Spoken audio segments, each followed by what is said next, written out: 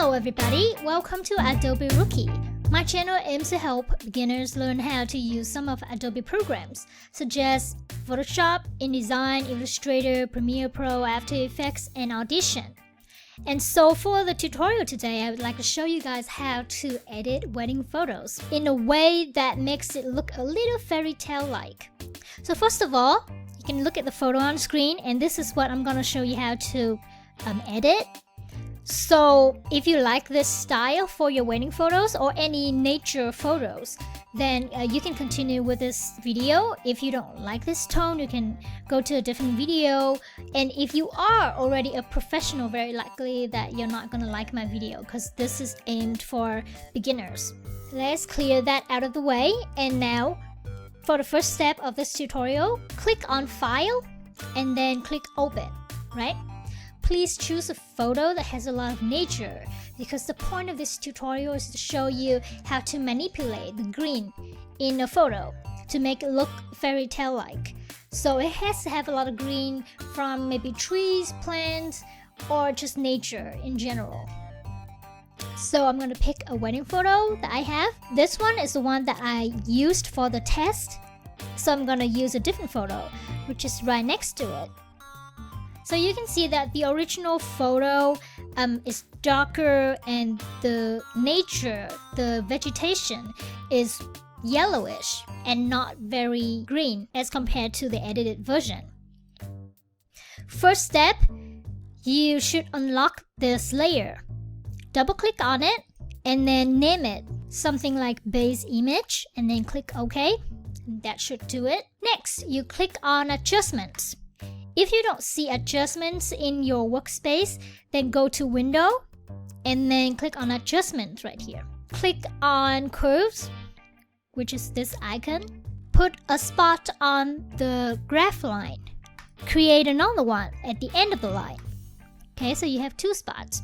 Then move them up and down. Okay, up and down depending on your photo. You will find a spot that makes the photo look better. Okay, so everyone has a different case because you don't know what photo you're gonna get. So just move the 2 points up and down, back and forth to find a spot that is best for your photo. Okay, next step is to go back to adjustments, find the selective color, this icon, and click on it. Okay.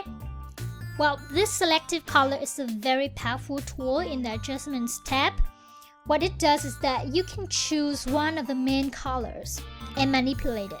Okay, so in this photo you can see that there are definitely white, black, and gray.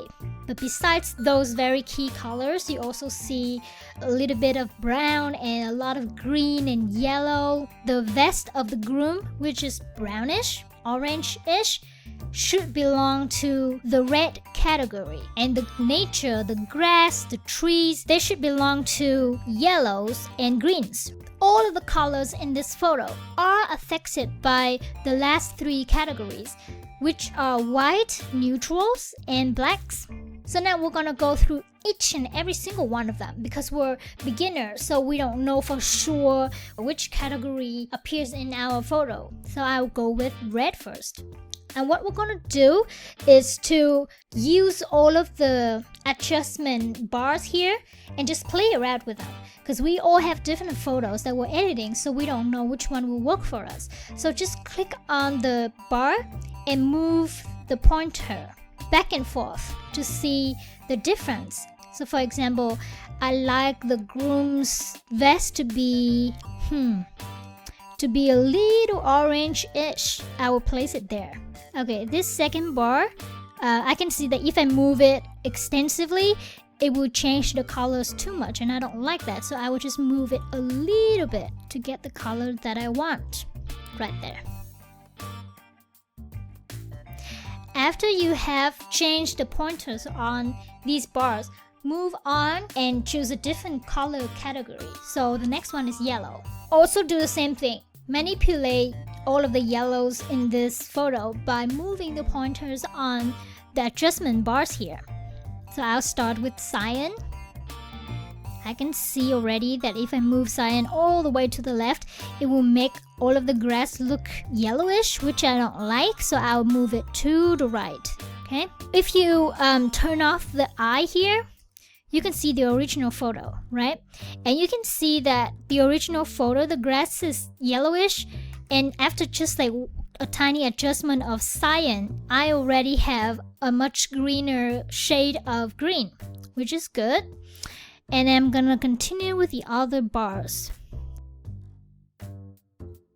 On the yellow bar of yellows, I'm gonna move it all the way to the left, and I can already see the effect taking place. I can already see that the grass is looking more and more fairy tale-like as I'm moving this bar. So this is a very key bar for this photo, because this photo has too much yellow that the moment you move the pointer a little bit, either to the left or the right side of the yellow bar under yellows, you can already see a drastic difference. So I'm gonna move it more to the left side, or actually all the way to the left, because I believe that this color is what I want to achieve. The black bar, I can see that this black bar should be moved only a little bit and not too much. Okay, continue on with greens. Okay, I can see that this one doesn't change anything.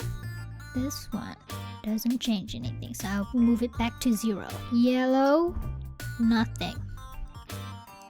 Black, nothing. See, under all of these color categories, there will be some that are just useless in certain photos because that photo doesn't contain a lot of that color. What you're gonna do is to go through all of them and see which one is useful and which one is not. Now we're on white. Let's see if it affects the photo a lot. So, from my experience, we shouldn't mess with the first bar a lot. The first bar under whites is very sensitive, so maybe just leave it at 0. Same with the second bar. And then the third one. The third one, I think that I want to use a little bit because I do want to create a little bit of yellow in this photo. And then black. Okay, something like this. Okay, move on with neutrals. For some of them, you can move all the way to the left or the right. For some others, you just move like to +1, +2, or -3, -4 maximum. Something like that. Okay? Okay. At this point, I can already see that the colors in this photo have changed a lot.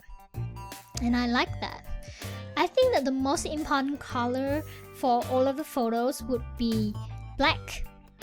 Okay, cyan. You can see that when I move the cyan bar, like a big part of the photo is being changed in a very cool way. But I'm not sure if I like that effect, so I'm just going to use a little bit of that effect and not too much. Next one.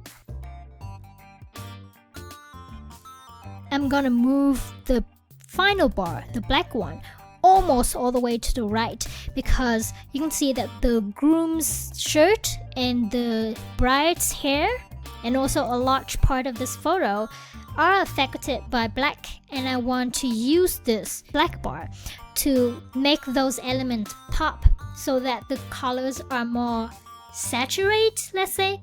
So right now you kind of already have a photo that looks pretty fairy tale-like, but it's not bright enough. As you can see, compared to the edited version, this one is not bright enough. So what I'm gonna do next is go to brightness and contrast and see if I can change that. I'll click on that and then I'll increase the brightness. Okay, increase the brightness, and then I'm gonna change the contrast. Okay, as you can see, the more I move the pointer on contrast to the right, the more the groom and the bride pop. And the more I move it to the left, the more they blend into the nature. But the thing is, if you move the pointer all the way to the right, you don't see the nice sky behind them anymore. You don't see the sun anymore. And some spots in this photo would be too dark. So just move it back and forth. So for me, I would choose this point. Then I'll continue to adjust the brightness back and forth. So I'll stop somewhere here. Okay? Okay, and some of the green in the photo now looks a lot cuter because of the brightness. But at the same time, you can see that there are some problems, such as the sun is not visible anymore. So if you turn off all of the extra layers eyes, you can see that the sun used to be there, but now it's not anymore. So one of the ways that you can fix this is to find out which layer is affecting the sun. I'm going to turn off each and every single extra layer to see which one is affecting the sun. And I can see this one doesn't. This one, however, does. So what I'm going to do is I'm going to create a vector mask for that layer. Okay? And I'm going to use this tool, which is brush right here. Okay? And I'm gonna choose a brush that has feather, like this or that, one of them. What I'm gonna do is I'm gonna paint black on the mask, and wherever I paint black, that area won't be affected by the brightness and contrast effect anymore. Also change the opacity of this brush to something like 60 something. And I'm gonna paint black on the sun. So now you can see that the sun is getting more and more visible. I want the mountains to also be visible. So I'm gonna run the brush through the mountains one time, okay? So that the mountains will become more visible. So you got a little bit of sun and a lot of the mountains. If you turn off this layer, you can see the difference, right? That the mountains and the sun are not affected, but the rest of the photo is affected by the brightness and contrast effect or adjustment layer. And you can use the same technique for whatever else in your photo that you want to keep the same as the original. So just create a mask and then paint black on it. So one thing that I'm still concerned about is the green color is not exactly like how I want it. So I'm gonna go back to the selective color layer and then go back to yellow and see how I can adjust this. So this selective color layer is manipulating the whole photo, all of the color categories. Now I just want to continue to manipulate green, and I don't want to, manipulate all of the other colors and make changes to any of the other colors. So I think it's safe to create a new selective color, right? So that I can continue to enhance the grass and the trees and not affect any other parts. So I'm going straight to yellow here, and I'm gonna adjust the yellows category. You can see as I move the yellow bar all the way to the left, we see more fog. But if I move it all the way to the right, then you see more sunshine. And I like the sunshine, so I'm gonna keep a little bit of it, okay? Which makes the photo cuter. Okay. So the last thing that I'm not pleased about this photo is the black area over here. I feel like it's too black. Let's see which layer is affecting that. So we can see that this the first selective color layer is affecting this area of the photo a lot.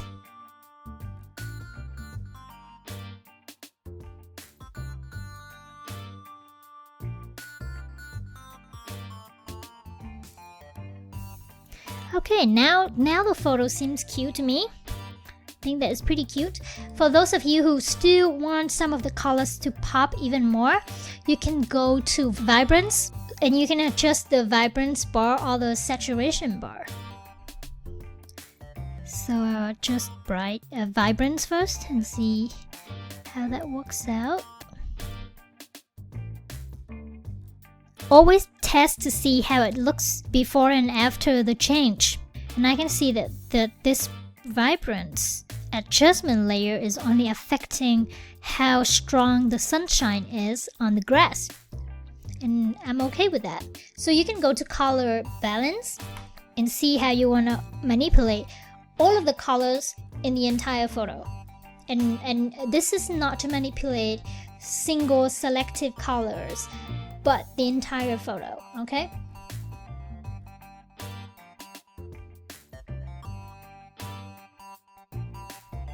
go back to the selective color here, and I still want to continue to manipulate green, which is yellows actually.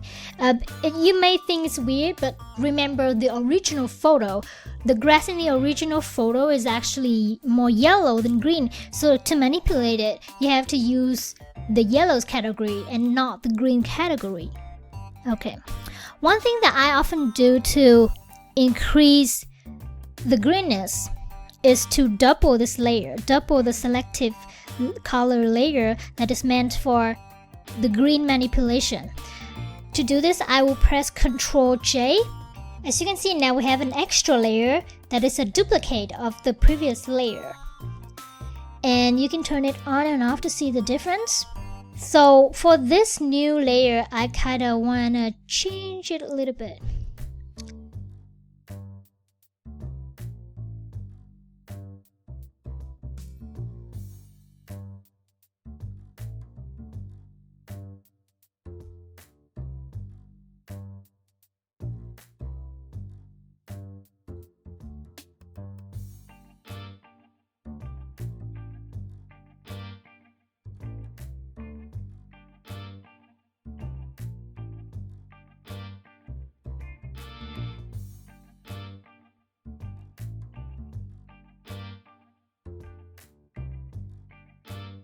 So for me, this is good enough, but definitely go back to all of the adjustment layers and readjust them as you please. So for example, I see that the brightness and contrast on this one is not 100% satisfying to me. So I would go back to it and then I would change the contrast and brightness here. Just a little bit more to get what I like. Okay, a little of that, maybe a little of this as well. Okay, and feel free to go back to any of the adjustment layers and do the work and see what is the best adjustment. If you have taken a photo with a very good camera, like a Canon or something, very likely that your photo is a little bit too big for almost everything, unless you want to print it. So I would recommend that you go to Image and Image Size and check what is the current image size. So for me, the current image size is 6000 by 4000 pixels, which is a lot. And if I want to publish this on Facebook, the photo will be automatically downsized by Facebook, which makes the photo look not as good anymore. So I would prefer for it to be something smaller. Or for videos, for example, I would like to set it at maximum 1920 by 1280. Okay, so that's good, and I'm gonna click OK to resize it, and then I'm going to File and Save As. You should save it as JPEG. For me, sometimes because I want to publish it on Facebook with text. And when you publish something with text, the text often come out a little cheesy if you save it as JPEG. So if you have text on your photo, I would recommend saving it as PNG. But if you don't, like in my case, then just save it as JPEG. And I would just click OK here, unless you want to change the quality of it. But I would like to keep it at maximum. Okay, that's a wrap for today. And feel free to leave comments below. I look forward to speaking to you guys in my upcoming videos.